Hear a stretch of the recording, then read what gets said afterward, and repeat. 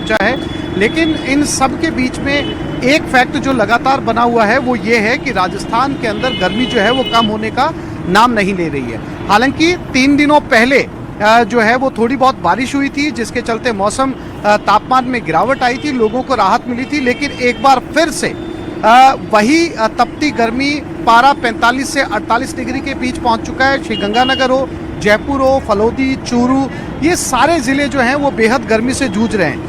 पिछले 3 दिनों में जब राजधानी जयपुर के अंदर भी बारिश हुई थी तब ये फॉगिंग मशीन बंद कर दी गई थी और अब आप देख सकते हैं मैं छोटी चौपड़ के ऊपर मौजूद हूँ। एक बार फिर से ये फॉगिंग मशीन शुरू कर दी गई है। इनसे बात करते हैं एक बार फिर से। क्या बीच में जब बारिश हुई थी तब बंद कर दी थी आपने? नहीं सर, जब भी चालू था बरसात के टाइम पर रोक दिया करते थे। जैसे वापस गर्मी पड़ने लग गई तो दिन भर ही चल रहा है वापस से। तो ये आपको कब तक बोला गया है चलाने के लिए यहाँ पर? सर हमारे को तो गर्मी पूरी गर्मी के लिए बोला गया है।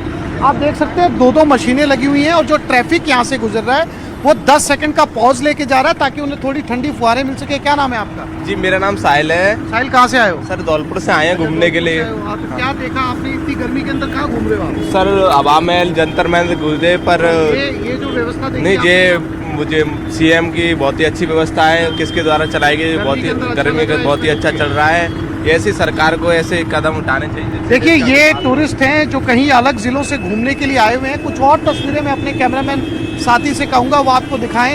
एक हल्की सी फुहार इस तपती गर्मी में कितनी राहत दे सकती है, इसका अंदाज़ा जो है इन चलते हुए राहगीरों को देखकर लगाया जा सकता है। अब आते हैं मौसम के ऊपर।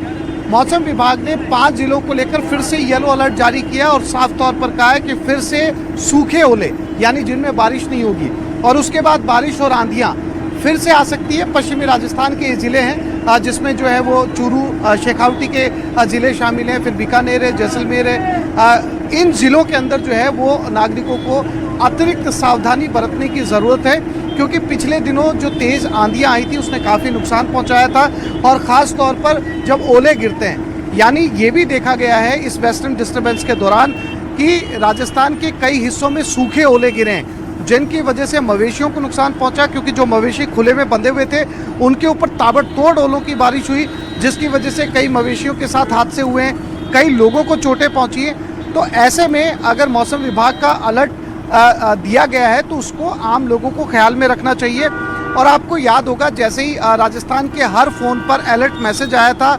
लगातार जो है फ़ोन के ऊपर सायरन बजा था जब परसों बारिश हुई थी और साफ तौर पर राजस्थान वासियों को चेताया गया था कि वो सावधानी बरतें। एक बार फिर से मौसम विभाग ने कहा है कि 5 जिलों के अंदर जो है एक बार फिर से तेज़ बरसात, ओले और आंधी आ सकती है, लिहाजा आम लोगों को जो है सावधान रहने की ज़रूरत है। जून के अंत तक मौसम विभाग की माने तो 20 जून तक मानसून आ सकता है, लेकिन ये 5 या 7 दिन जो है ऊपर नीचे भी हो सकता है। आसिफ, महातूफान का अलर्ट जारी किया गया है राजस्थान में, तो ऐसे में आपसे ये समझना चाहेंगे कि प्रशासन की तरफ से क्या तैयारियां की गई है? इससे पहले भी हमने देखा कि काफी नुकसान पहुंचा है लोगों को।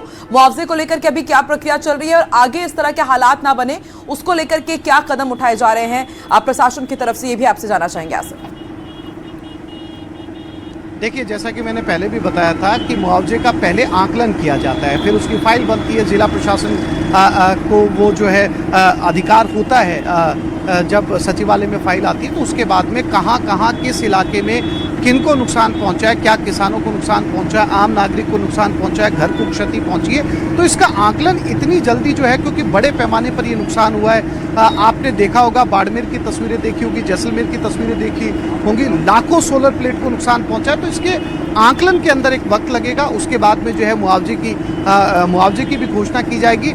और साथ ही साथ जो प्रिकॉशंस का आप जो जिक्र कर रही हैं उसमें साफ तौर पर एक अलर्ट मैसेज हर नागरिक को, हर राजस्थान वासी को आता है और उन्हें एहतियात बरतने की सलाह दी जाती है कि अगर आने वाले यानी कि आज 3 जून है और 6 जून तक ये मौसम प्रभावी रहेगा तो ऐसे में आम लोगों को खुद जो है वो आगाह होने की ज़रूरत है। इन 3 दिनों के अंदर सफ़र ना करें, हाईवे पर निकलने से बचें, लंबी दूरी का सफ़र ना करें। ये तमाम वो एहतियात हैं जो आम लोग ले सकते हैं और ज़्यादा खुले के अंदर ना जाएं। मौसम बिगड़े तो जो है वो घरों के अंदर चले जाएं, बिजली कड़के तब भी घरों के अंदर चले जाएं।